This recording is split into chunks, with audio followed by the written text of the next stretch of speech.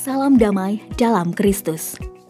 Umat Keuskupan Surabaya yang terkasih, Gereja Keuskupan Surabaya telah memulai pertemuan Pramupas kedua di Gria Samadhi Resi Aloisii Celaket Pacet, Mojokerto pada tanggal 25 sampai dengan 27 Februari 2019.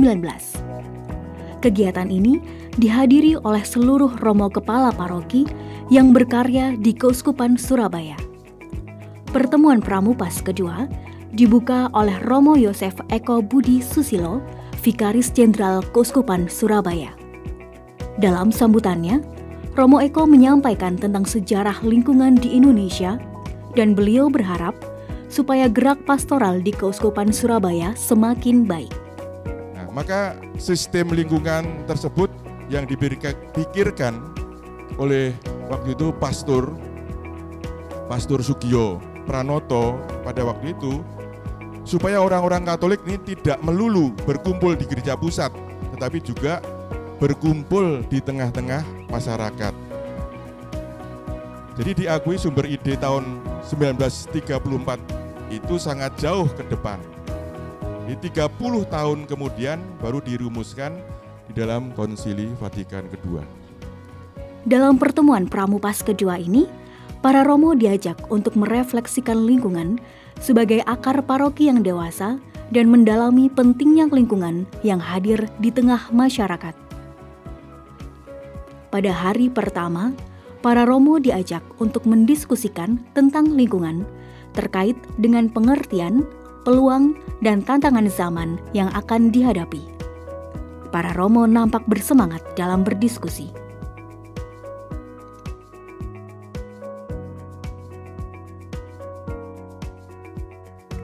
Pada hari kedua, Romo Petrus Canisius Edi Laksito yang akrab disapa Romo Nangli memaparkan materi tentang eklesiologi persekutuan yang berakar pada lingkungan. Romo Nangli menyampaikan bahwa kehadiran di masyarakat menjadi ukuran dari pemaknaan persekutuan sebagai sakramen yang berakar pada lingkungan. Persekutuan sebagai sakramen atau sakramentalitas itu menjadi hal yang pokok. Kehadiran di masyarakat itu adalah ukurannya kehadiran di masyarakat. Kehadiran di masyarakat itu menjadi ukurannya dari gereja paroki. Nah, bagaimana caranya? Apakah kita membuat baksos-baksos di tingkat paroki tanpa memperhitungkan bahwa lingkungan ini adalah kehadiran itu sendiri di masyarakat yang sudah ada di situ sehari-harinya? Ataukah katakanlah kalau ada kegiatan-kegiatan sosial paroki itu justru dengan mengandalkan kekuatan bermasyarakat yang sudah sehari-hari itu ada di lingkungan-lingkungan. Para romo pun memberikan tanggapan atas pemaparan yang telah disampaikan dengan sangat antusias. Satu di antaranya adalah Romo Adrian Adirejo. Saya sebagai pastor paroki ada kesulitan juga.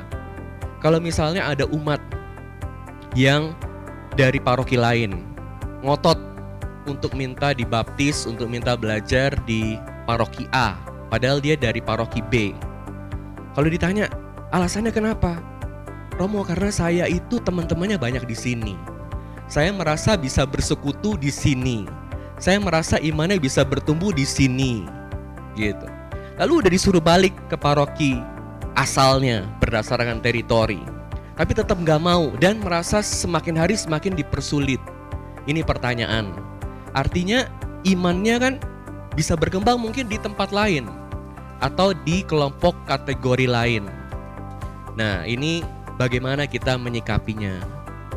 Dalam hal ini, Romo Nanglik menanggapi pertanyaan tersebut. Jadi berkumpul mendengarkan sabda, setiap hari membaca firman, bertemu, seterusnya lintas itu tadi ya, dan bertumbuh di dalam iman dan seterusnya. Tetapi kalau masih tertutup dalam dirinya, di dalam kelompoknya, di dalam eksklusivitasnya, maka kasihnya belum nyata menurut saya. Gereja memang menghadapi banyak tantangan, tetapi kasih Tuhan selalu tetap dan tidak berubah. Kasih ini pula lah yang mendorong para romo untuk secara nyata memikirkan domba-domba yang digembalakannya. Tidak hanya berhenti di situ, acara pun dilanjutkan dengan mendiskusikan definisi lingkungan dan susunan pengurus lingkungan dalam kelompok kefikepan. Hasil dari diskusi ini pun diplenokan pada sore hingga malam hari.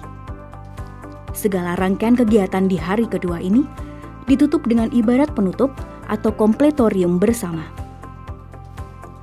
Pada hari terakhir, Romo Aloysius Widiawan memberikan tanggapan atas proses selama pertemuan Pramupas kedua ini. Akhirnya, segala proses pertemuan Pramupas kedua ditutup dengan penjelasan prioritas program tahunan yang disampaikan oleh Romo Agustinus Tribudi Utomo. Tim Komisi Komsos Keuskupan Surabaya melaporkan. Tuhan memberkati.